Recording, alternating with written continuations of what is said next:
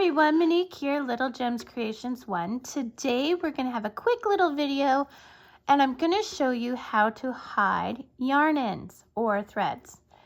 So first you're going to have whatever you've made. For me it's a little dog sweater. I'll put a link in the description for some of the dog sweater tutorials that I've done.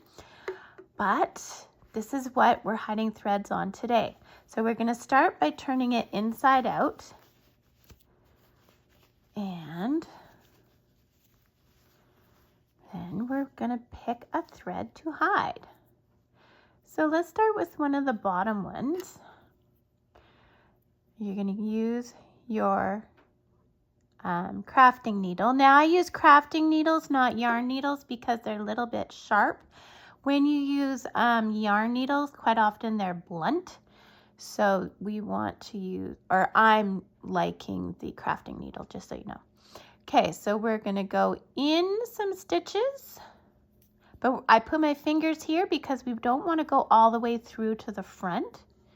Then you see how my working yarn is coming out here? We're going to go just a bit behind it and then past it. So my working yarn is coming out here. I'm going in behind it and out past it. Okay, and that is going to lock your yarn into place. Now we're going to do that for a few more. Okay, just like this. Then you snip your yarn.